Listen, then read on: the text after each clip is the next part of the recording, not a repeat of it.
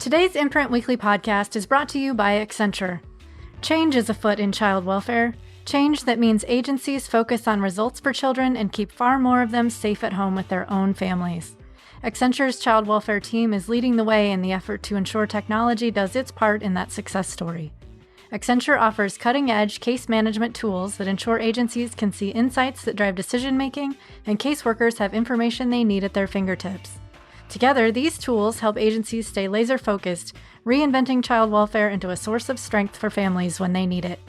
For more information, visit www.accenture.com/child-welfare. Hello and welcome to the Imprint Weekly Podcast. I'm John Kelly, Senior Editor of the Imprint, a daily news site covering child welfare and youth justice around the country.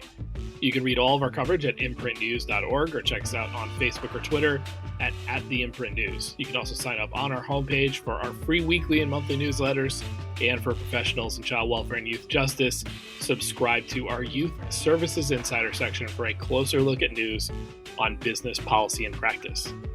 For the next 2 weeks, I am turning the podcast over to my Imprint colleague, Nancy Marie Spears, who is the Indigenous Children and Families reporter for the Imprint. We recently published a feature that Spears wrote on Sandy Whitehawk, whose new memoir, A Child of the Indian Race, A Story of Return, outlines her journey through truth, healing, and reconciliation. Those concepts are the major pillars of a nonprofit that Whitehawk founded called the First Nations Repatriation Institute, which does national advocacy and research into the experiences of adoptees and how they can heal from generational cultural removal caused by foster care, adoption, and the boarding school experience. Miss Whitehawk's adoption story, which began in 1955, is a heavy reminder of what foster care and adoption for Indigenous children was like prior to the enactment of the Indian Child Welfare Act, or ICWA, which was passed in 1978 to combat Indigenous family separation. So this conversation between Spears and Whitehawk comes just months after the Supreme Court heard arguments in a case called Brackeen v. Haaland, in which several non-Indigenous adoptive families and the state of Texas have claimed that ICWA is unconstitutional. The decision in this case is expected to be delivered this summer. Whitehawk fears that without ICWA's protections, there could be a return to the generational trauma that she still works to help others heal from. Her view of the stakes of the Brackeen case is where this two-part interview begins. So without further ado, here is part one of Nancy Marie Spears' conversation with Sandy Whitehawk.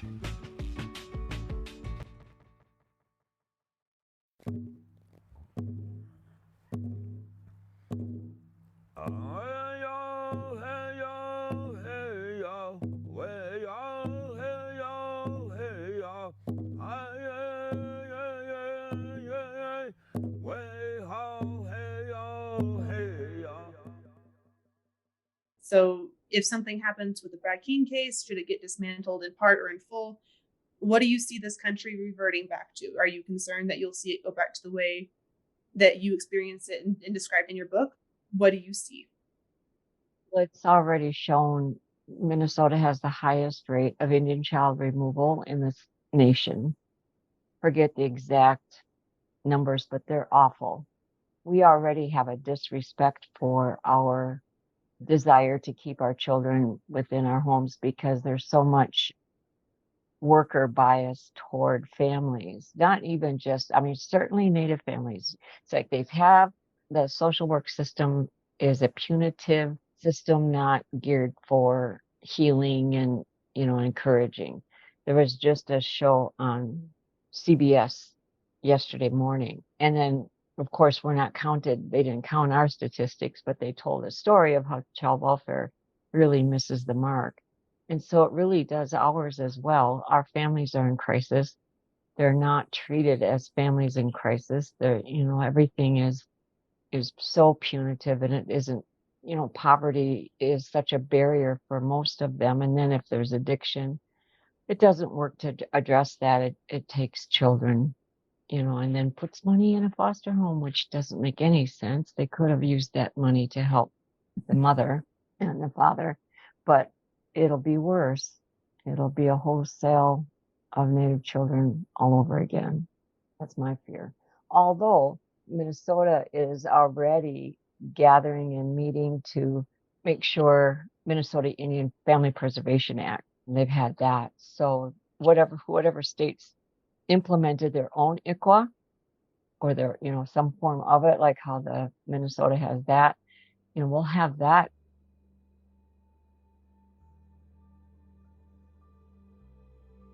Like John said earlier, Sandy now advocates for Indigenous adoptees across the country, still trying to help heal the wounds caused by family separation.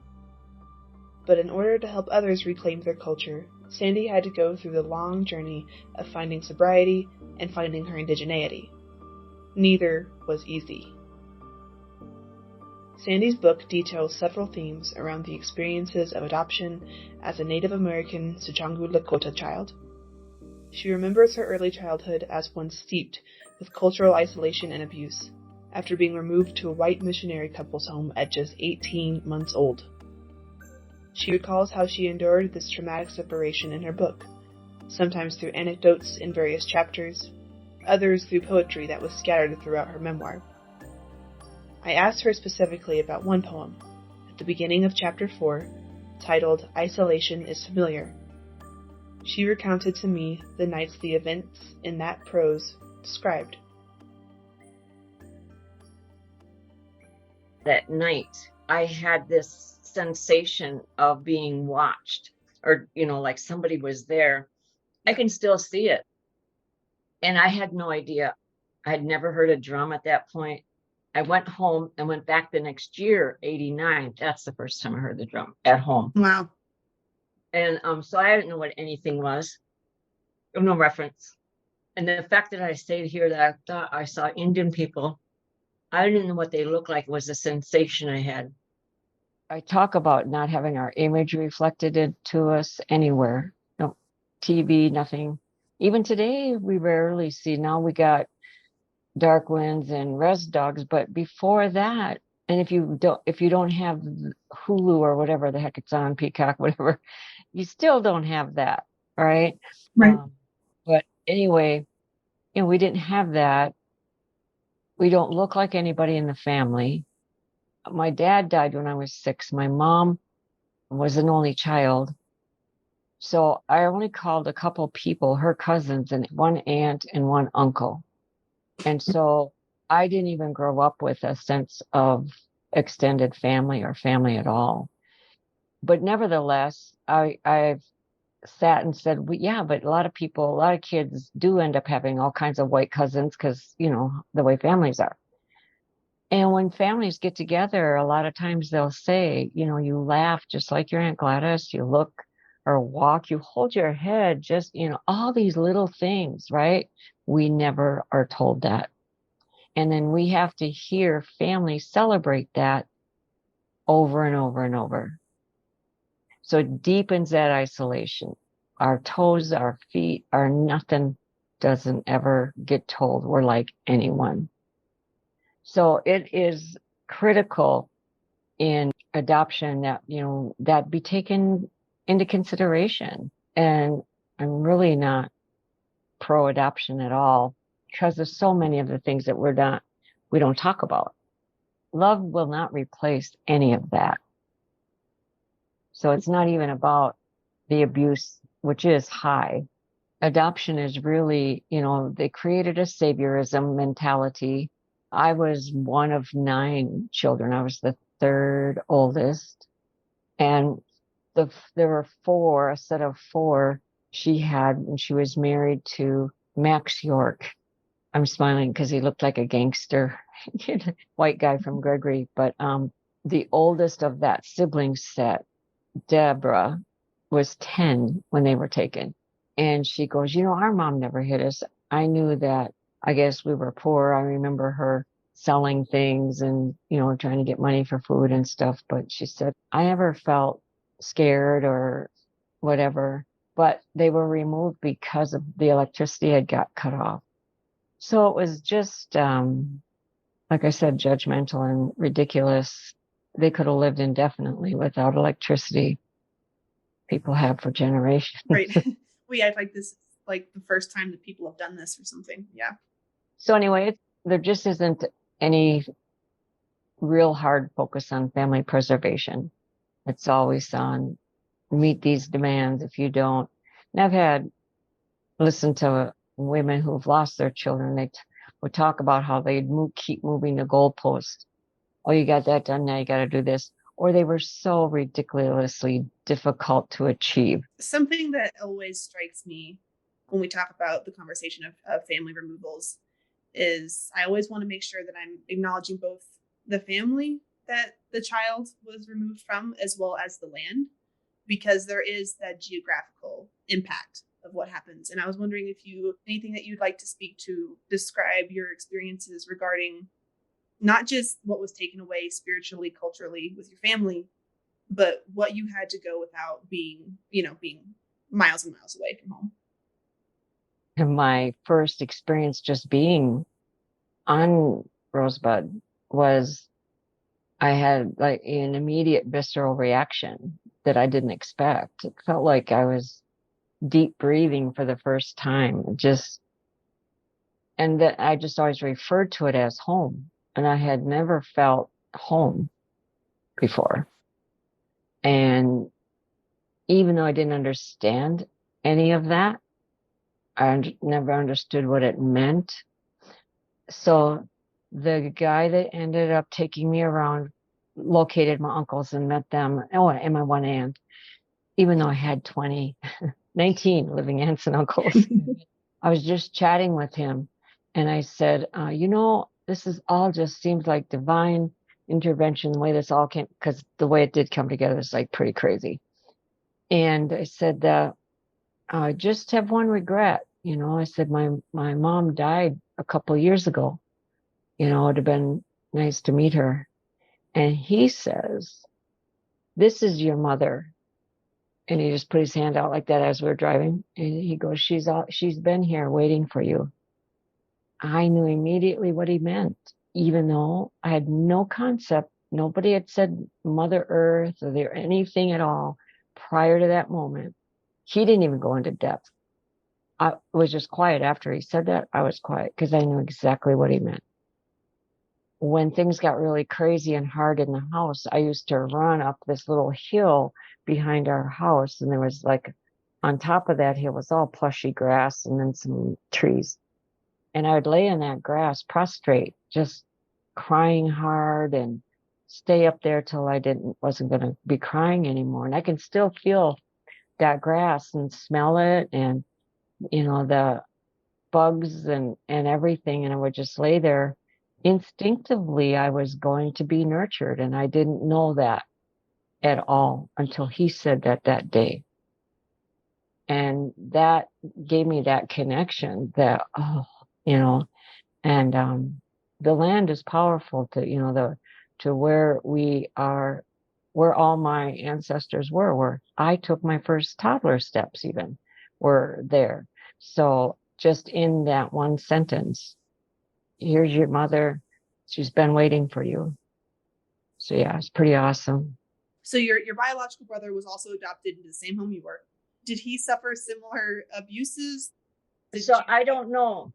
And also one thing that's really sad is my adoptive mom used to always tell the story of how our Indian mother signed him over while she was still pregnant. How fucked up is that? Yeah, and like there's no way for her to even know if that's true. So and that's the other thing. No, it's got to be true because it was a common practice. When I heard that, when I heard the testimony for ICWA before the Senate committee hearings with it, like you'll hear it in Blood Memory, where Senator Abarisk, she's speaking and he goes, you mean they wanted you to sign him over before he was even born? And she goes, yep. And I'm like, fuck, they must have done that to many women. So I believe that's what has happened. And he's coming from the hospital direct to them. I mean, Jesus. It's just appalling to me. What would you call it? The transactional, if that makes sense, like the transactional nature of it all, and the fact that not only was there no paper trail and no institutionalized system that this was all going down through, this was kind of just people just I mean, I anecdotally, I've heard stories from plenty of elders who have told me, yeah, they would just take them off of our front porches. They would just take our kids. Yep, just And driving the so driveway. it doesn't surprise me at all that would happen, before, while they're still pregnant and all of that. And it's just terrible that it was that transactional. And because it was so transactional, it's terrible to think of it this way. But it's like, it was so transactional, but it's like they didn't keep receipts, and very, very weird. It's like it's a foreign system, but it's not. You know what I mean? Like, it seems like it's so long ago, and it's such like an antiquated time, but it's not. So I asked Sam if he had been abused, and because I told him I can't remember, somewhere along the line having the conversation with him. So I don't believe it was. I think if anything, all it was just this what do they call that? That enmeshment. They had an enmeshment that I didn't have and that I never had. And the reason I believe I didn't have that was because of the trauma recall of how I was placed with them and how my next recall is being molested and just being always repulsed by her. How could there be, and so it was like I rejected her. She took it personally instead of going, oh, this poor baby, blah, blah, blah. I mean, it was all about that. It was me. You were a nervous wreck when we got you. Well, Jesus Christ, I was torn from my mom and dad, but to put it on me that there was, Yeah. Anyway, so there's no way I would attach to her. Sam being a baby. Didn't know. And no, so he's with her and then she put everything into him in terms of he couldn't do anything wrong. He could come in my room, do whatever he wanted, anything. He stole cars, no big deal. He did, and it was really sad because when you look back on it, that wasn't love either, but it was all that he had. And when I ran into him after our mom died, I ran into him on the street there in Madison, and I said, oh man, I'm really sorry, Sam. I know you and mom were so close. I mean, I felt like I was consoling, not even a friend, but consoling someone who I knew had this relationship with that was about the only real relationship they had. They described your mother just in like actual court documents and the actual adoption papers. There were things like she completed 9th grade and quit because of rebellion, no work experience, and an unstable person, and all of these things. And obviously, this was the story that you were fed as a child about your family, but it's not what you came to find out. And so how do you deal with the struggle and the really intense work that it has to take to unravel what was told to you about someone and start replacing that gaslighting with the actual truth? Mm-hmm. How did that process go for you, and what did you actually get to learn about your mom? So I don't know if I put it in the book, but that rage I talked about, I had that huge, used to wake up with fingernail marks. Yep. That's how I slept. Yep. Just went to a meeting every day. Seriously. Puke it out. That's what I remember. I don't know that I started journaling yet at that time. And there aren't very many stories about her because, she left, she got married and was gone. But everybody that spoke about her brothers, they just seemed to admire her. Just this last summer, I was talking to my last living uncle, and he said, man, she was a beautiful woman. I don't mean just physically. She was so generous. She'd just do anything for you to help you. And that the very first time an uncle spoke about her, that very first meeting, she liked to keep house. And I know what he meant by that, but there were, in the old days, that's how they referred to, what I just translated that nesting. She liked having a nest. And that's kind of like how I am. And they'd always talk about how she liked to feed people. And I can hear different similarities about how I just generally am. She's probably had a lot of abuse and pain. Everyone had that at that time. And it was real common to categorize women in that way back in the day. The big one was unfit. Yeah. Unfit mother. So many of our Indian women were categorized in that way. So it's when rage overcomes you, there's just a process of feeling it and releasing it. And I just had to keep feeling it and releasing it. And I knew enough in AA what I needed to do to do that. Did that feel like something that was similar to a boarding school experience to you, given any past stories that you've heard from your biological relatives, your elders in your communities? Was it similar? How did it feel? Yeah, well, when I met my brother, I didn't know anything about other Indians in the world prior to the internet. We didn't know. So I remember my brother sharing about boarding school very early on of our getting to know each other. And I do remember telling him I had a similar experience. It was called adoption because he went through physical abuse and neglect by the system that kept him in school. And I had, abuse and neglect and racism where I was. So there is that. As I've had people in our circles who have been adopted or in foster care and or relatives of, the older ones would often share their experience in boarding school. In fact, I remember we had a community forum in Duluth with some young foster. They were all boys. And when we had a report back session, this one young boy said that he's about 15-ish. And he said, in my group, one of our people shared his boarding school experience. It was pretty awful what he went through. But I somehow think that if he survived that, I can survive foster care. And I was like, well, I'm glad he got strength from it, but it just broke my heart that he had to continue in foster care. And, I was happy though that he heard something that he could identify with in his experience. Then that's that separation and powerlessness that you have.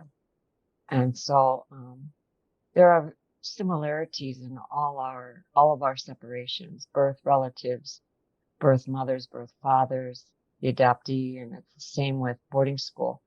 The thing that's different is the insidiousness of it is what really worked was taking children and then putting them all in one place and traumatizing them as a group and individually.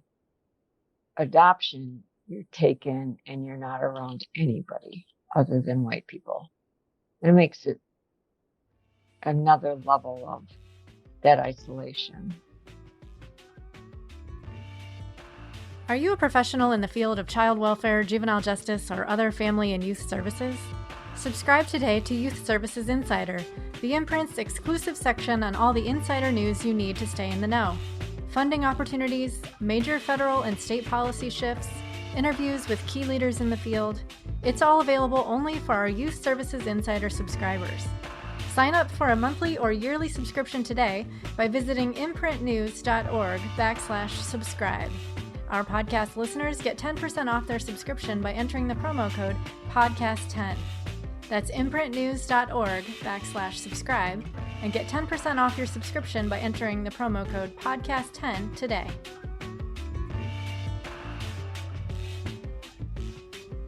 I wonder, this is something that I think about in the terms of the generations of the family.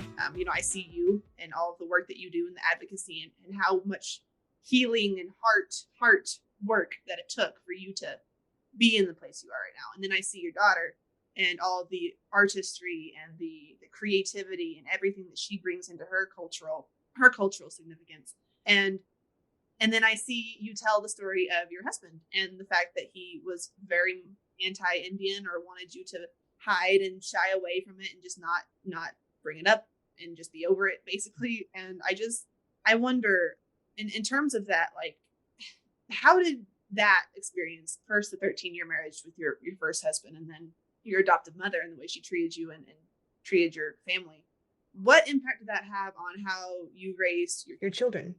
So I think what I did was I would do anything it took to keep the peace with John because I was, he was literally my mother in male form. The constant berating and putting down, nothing was good enough, say horrible things to me, like just horrible things, as ridiculous things when I look back on it. And I would just take it because I had been taught to do that, as a child. When I look back on, and I have it all in in journal books. Every once in a while, I jump in there and read it. Oh my God, it is so sad. It is so sad. You were raised to shame your indigeneity, and then you went into marriage with a partner that shamed your indigeneity. And so what kind of personal strength does it take to make sure you teach your children and raise them in such a way to let them know, I guess, that they deserve to have a partner that appreciates and embraces and celebrates their indigeneity? How hard of that struggle was it for you to understand? Because why would you know how to? You had no concept of that. So like, in making sure they understand their own indigenous value, as an indigenous person. How did you go about that? Because your daughter is so strong and so self-centered in who she is. I'm just wondering how that got pulled off. Well, some of that's just her, because she's like that ever since a child. I was the one who was always saying to her, I am the mother, you are the child. I will make the decisions. She was just headstrong from the beginning. So when I left my ex, I had never dated soberly because I was 7 years sober. And I was like, how the hell am I going to do that? Even date? It felt really weird and odd. But the kids knew I was in a recovery program, so I was already talking about recovery. But I also was committed to not bad-mouthing their dad. So I had to figure out how I was going to, live my life, or make sure my conversations were never centered on their father, other than getting them to see him and just things like that. Did you keep the abuse from John from your kids for a long period of time, just trying to... They only know some of the things that happened. Diane doesn't know half of it. I always tell her, I said, when I die, you can read my journal. I think you can read it. If you don't, if it gets to be too much, you can, but it'll be there. And the journal only came to be because I can't remember if it was the therapist or somebody at the 12-step meetings suggested it. So when I left him, the kids were in school, so I went to meetings all the time, 2 a day, every day. I was just, a nut bucket. You're doing the work. Yep, and crazed in many ways. And especially after going home for the first time, I was so fucking mad. I was just raged. And so I had to deal with that, make sure the kids didn't get that. So the title of the book, you kind of explained to me in our previous conversation that wasn't necessarily your first choice for a title, but I still am curious about it, just the phrase itself. When you hear the term female child of the Indian race, or child of the Indian race, is that a phrase that's heavy with something to you, or like, what does that represent in the overarching story and themes of your life? No, all it does for me is it just reminds me of the first time I read it, in like the story in the book of when I first read it. And isn't that crazy how that all came together? Yeah. I literally had never seen that document. I'd never seen the envelope. I'd just been given it like literally a couple of months beforehand in a box of stuff. Wow. And I just not knowing what significance, what it was, the emotional significance. The fuck is that? It really stumped me. Right. See, that speaks to the trauma and the disconnect. Mm-hmm. Mm-hmm. Yeah, you had nothing else to identify with who you really are besides that piece of paper. Not only who I am, but just emotional significance, attachment in general. Nobody came to my mind, not even my kids. Yeah. What kind of place were you in your life when you found out you were pregnant with Deani? What was your reaction? How did that sit with you? Were you afraid? Were you like just taking... drunk? I was using a lot then. And so the way I found out I was pregnant is I kept throwing up when I drank. So I laugh and it's sad and horrible all at once. So I just remember going where I was stationed in Puerto Rico, married to her dad. And we were going to a party, and you need to pull over. I got to throw up. And I threw up. And I finally said, I think maybe I'm pregnant because I shouldn't be barfing like this all the time. So I got a test, and sure enough, I was. And so I go to the party again. It was always this one house where people partied. And I go there, and I announce, and I'm high, and I'm drunk. And it's like, hey, you guys, guess what? I'm pregnant. Hey. And they're all like, yay. And this was before the big push about fetal alcohol syndrome. Mm-hmm. Somehow I get into the kitchen of this house, and I don't remember this woman's name. I cannot recall it. I just can see her face. See, she's shorter than me, and she goes, Sandy, I gotta say this. I'm just really scared for you. Actually, I'm scared for your baby. I go, what do you mean? Taking a hit off my cigarette. I was really crusty and yeah. And she goes, I am. You're always drunk or high. Always. Yeah. What are you going to do when the baby's here? And I said, well, I'm going to nurse, so I can't fuck that up. I'll have her sleep with me, so I can't fuck that up. I mean, I just had an answer that, I was not attached into that at all. None. How could I? I didn't have it mentored, shown to me. Right. So I had to stop drinking for a while because I kept barfing. But then when I could drink again, I drank. So I partied, go out to the bars and party and drink and get high. And it wasn't until maybe the week that I delivered, maybe probably somewhere in there, I said to my husband, we were watching Hawaii 5-0 and had my bottle of Rhine wine, my gallon bottle of Rhine wine next to me.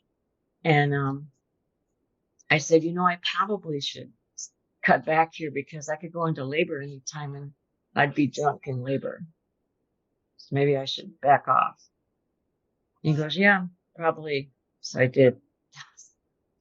So I was not thinking anything about the life inside of me. Didn't mean a thing to me. There was no thought there. How could there be? Mm-hmm. Right? There just couldn't be. Yeah. Every once in a while, I may have had because she would move. So I was aware, but I was pretty blank, pretty empty. But anyway, so I have a story that I tell about what started my journey to be on that healing journey from being an abusive parent. But just in a part of that story, I remember that my neighbor said, hey, let's take our kids out and stroll them in the park, And I remember thinking, what do you mean stroll them in the park? Who wants to do that? I don't even want to have this kid here. I mean, it's just sad where I was at, right? And she goes, yeah.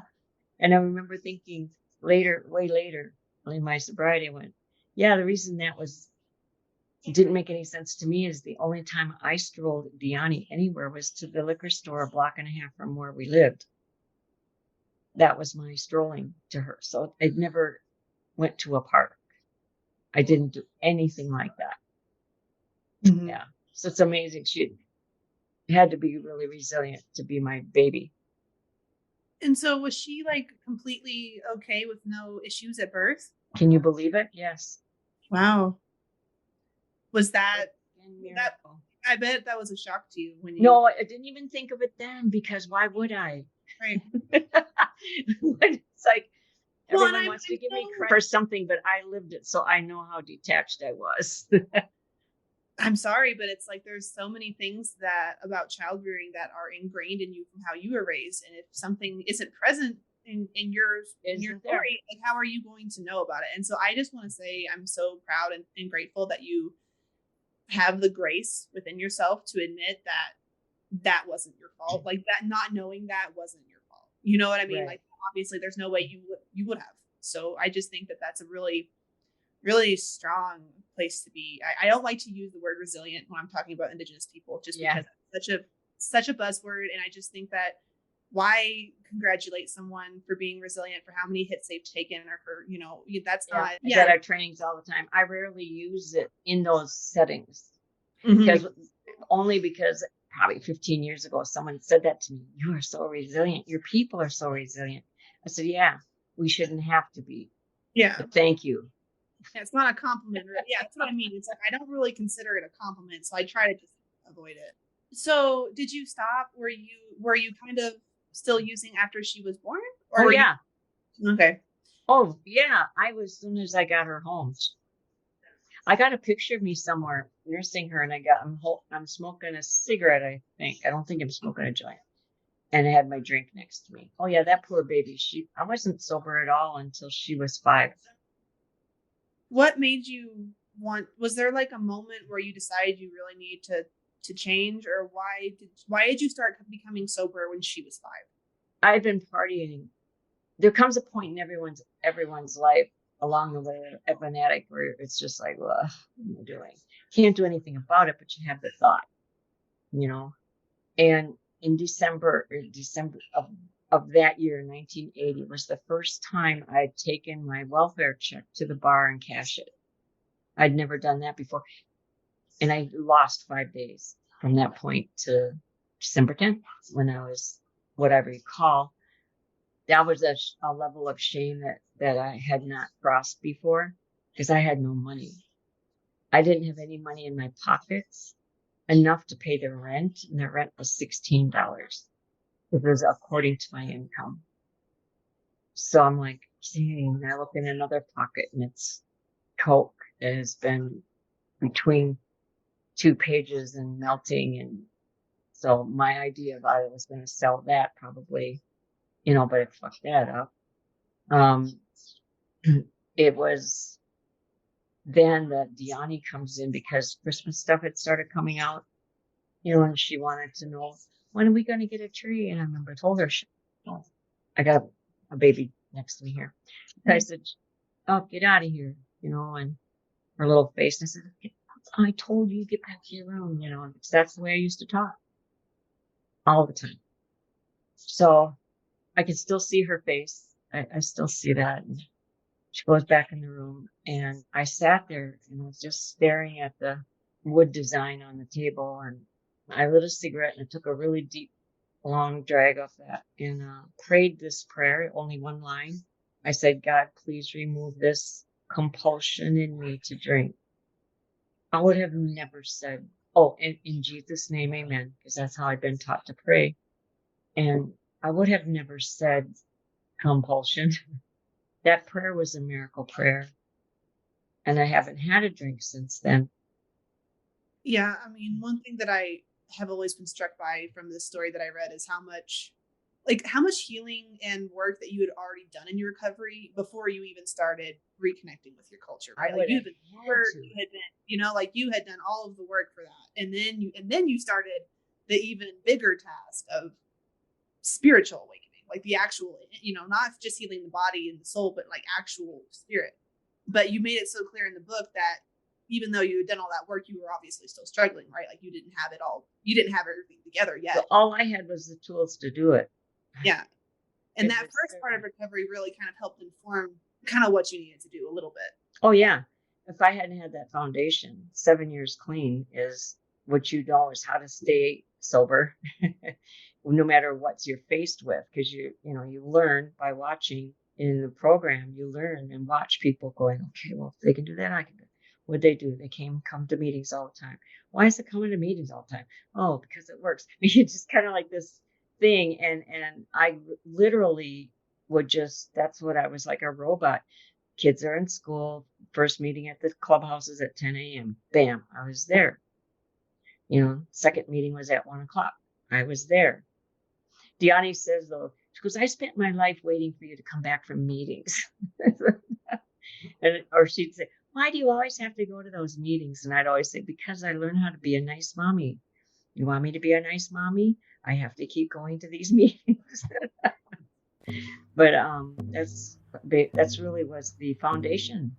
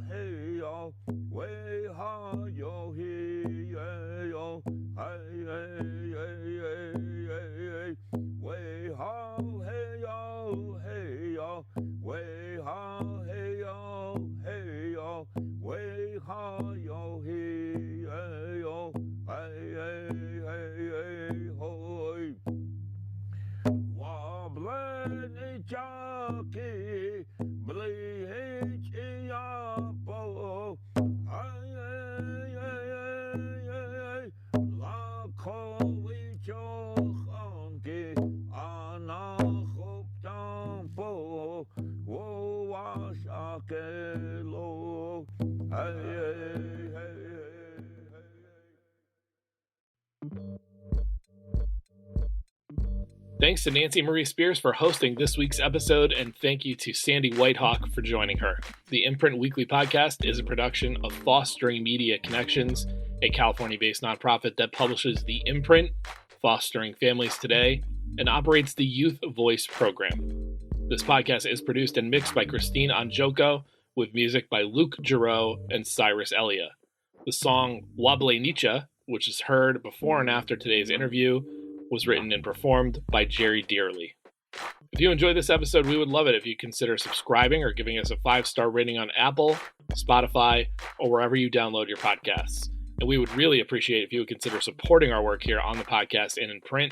Small donations from our listeners and readers go a long way towards helping us grow and cover more great stories in child welfare and youth justice. To support us, it is very easy. Just visit imprintnews.org/donate.